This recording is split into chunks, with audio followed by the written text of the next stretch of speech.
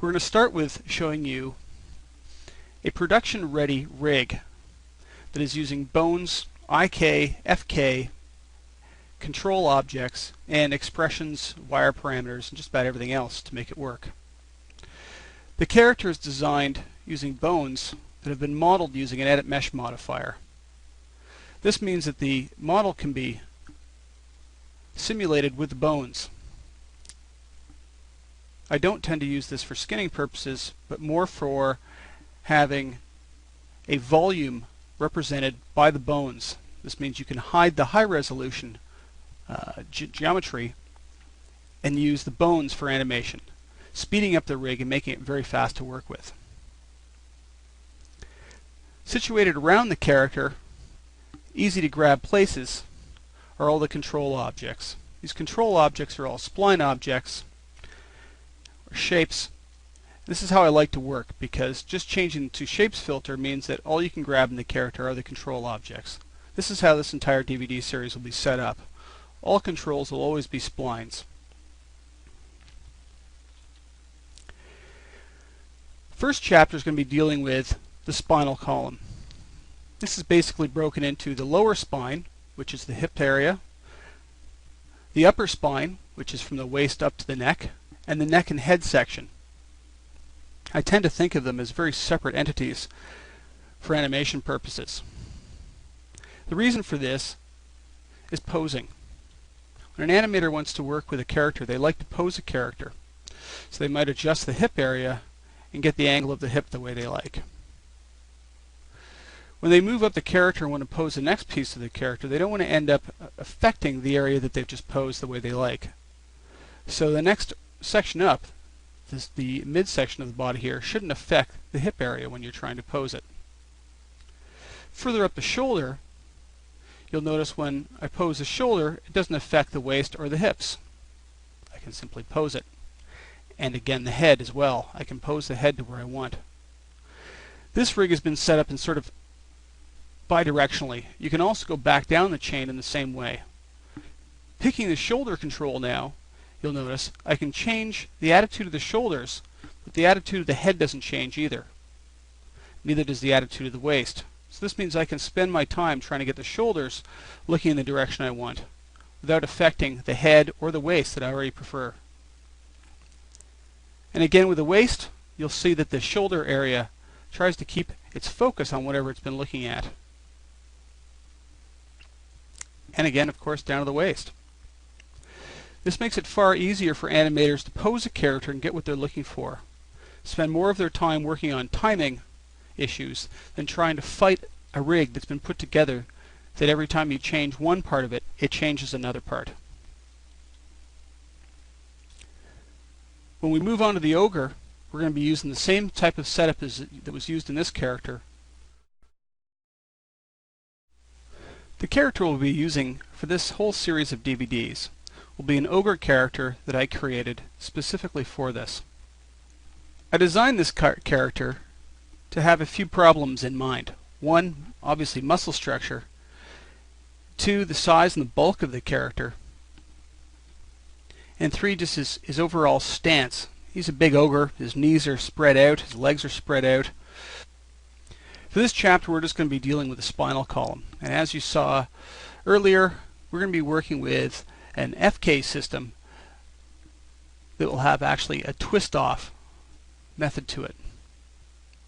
First, a couple of discussions about character setup in Max. One of the things you need to remember is that you should always do all your rigging and skinning below mesh smooth. Essentially, all the skinning should happen below it. So we don't even need mesh smooth on. For one, it's going to slow down the interface drastically. Size of character matters a lot. You should never ever scale a rig in any way, shape, or form, even in a uniform fashion. I do it during animation sometimes to cheat heights of characters, but then it's in a controllable environment. You should always start your characters with a scale factor that is basically at 111 or 100% scale factor. Using the reset Xform utility is the best way to make sure that your character has been reset properly, pivots have been reset properly. This will save you a lot of problems. As far as pivots go, make sure that the pivots of your character are actually situated in the middle of the character, and I prefer to actually have them sitting right at 0, 0, 0 in world space. That way I know where the mesh actually starts in any given character once I get into a scene. Size of character can also cause problems too. If you have your characters way too large or way too small, you can have other issues. IK solvers can become hard to handle. You could be using other effects like afterburn or trying to do depth of field, and you'll find that the values that are having to be used are either too small or too large for those. You can also run into problems with mirroring and welding vertices together. And if the values are way too small, you might start getting overlaps.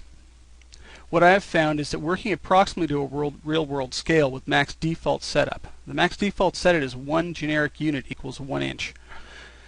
In this case, I've made this character exactly 100 units high, and that means he's about 8'4" in real-world size. This will work really well for us when it comes down to many different areas of working.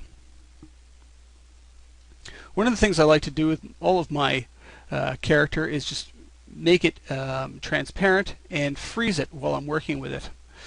I'm just going to change the geometry here, and I'm going to freeze the character so that it is frozen and I can't accidentally select it. But first I'm going to go to Properties. I'm going to say See-Through so that the whole character becomes see-through, and then I'm going to go about freezing the character so the character is frozen. I can't accidentally pick it. I'm going to get rid of my tape measure here that I used just to show the 100 units high because we don't need it anymore. I start all my rigging in the left viewport. Create the spinal column so that you know you're developing everything on the center line. Another good thing to make note of when you're actually building the mesh is that it should be standing on 0 and centered out in 0. This way everything you know you create, you can mirror to the other side and know exactly where it should be on the other side based on numerical values. Just going to turn off the grid. For the spinal column, we're going to look at his waist somewhere around here, and that'll be the center of mass, center of gravity for this character. We're going to start with 1 bone going down and 3 or 4 going up, and then 1 in the neck and 1 in the head. I'm going to go to Create System Bones, where you find the bones. And what I find is with a character at 100 units high, you actually have to change the size of bones down quite small, or else they'll come out very large at the default size.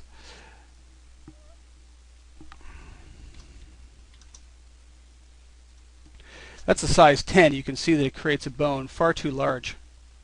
I'm going to start with one around a value of 4. And you can see it creates a bone that's a little better size, or one of a size of 2. And you can see again it's a bit better size again. I always start with 1 bone going down, and that is going to be basically the hip bone. This way we can swing the hips without having to deal with swinging the upper body. For the upper spine, in this case, I'm only going to use a 3-bone setup up to the base of the neck.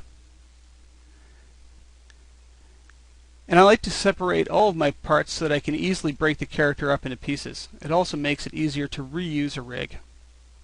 So I'm also going to create a neck bone and a head bone as well. We now need to make sure that these are all in the correct places. Under Character, you'll find Bone Tools.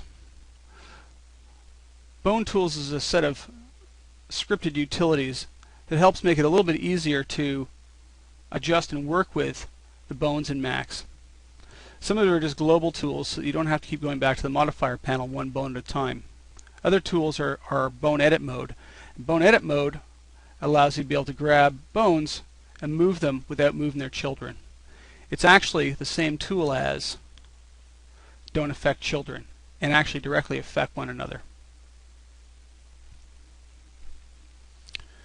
Getting the placement of your joints correct is very important.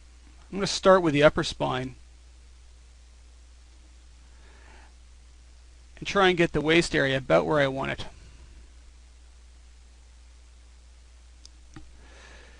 He's not going to be able to bend this body a whole lot. He's such a big guy, it's not going to help putting in 100 bones up the spinal column. In this case, 3 or 4 would be the maximum amount. We're just going to work with 3 to keep it simple.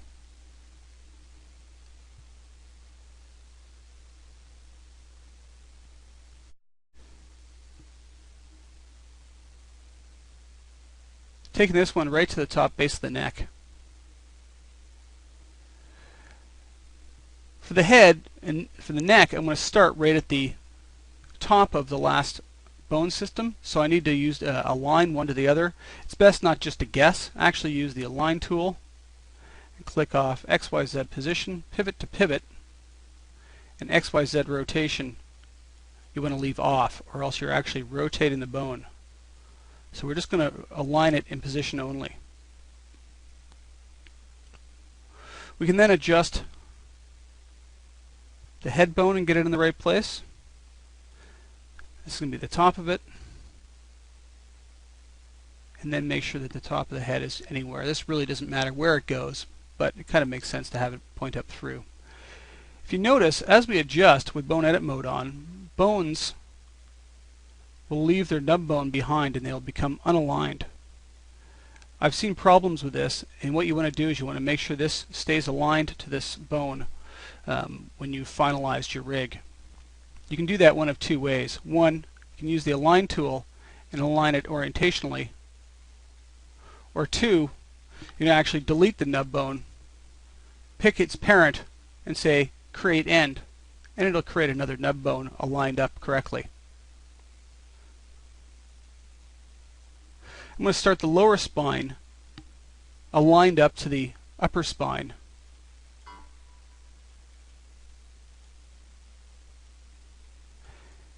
Position X, Y, and Z. Bone edit mode on again. I can move this around the tailbone basically and get it how I want. In case that has been misaligned again, I can delete it, pick the parent, create end, and realign it again.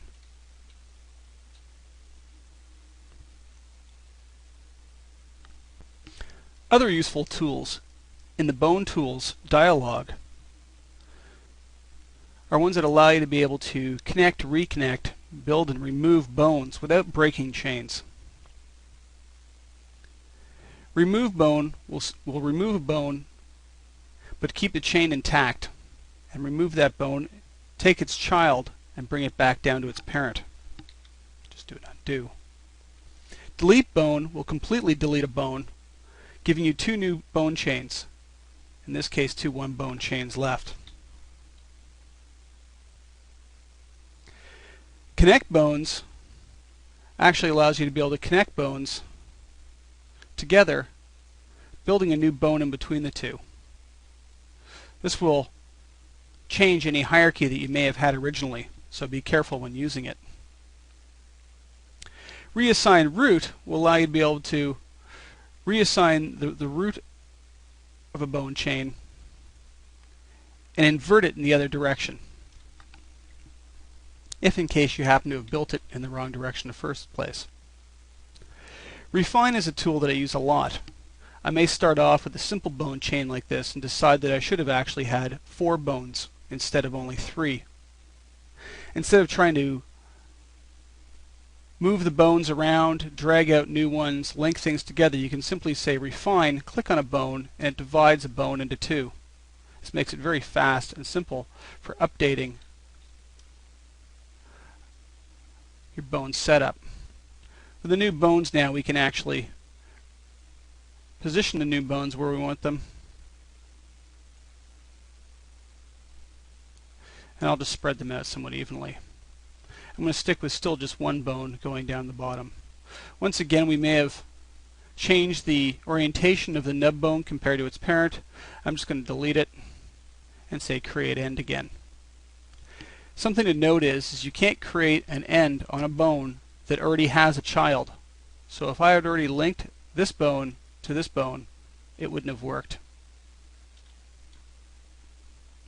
The rest of the object properties, bones have the ability to be stretched, and this is where you set up the scale or the squash and stretch for the bone. You can tell any object to be a bone. You don't just have to use the bones, the system bones that come with Max. In fact, you can make any object, turn it on to be a bone, and it will make it now take on any properties that a bone object can have. I prefer to leave my bones as bones so that I can actually filter them in a scene separately than the rest of the rig.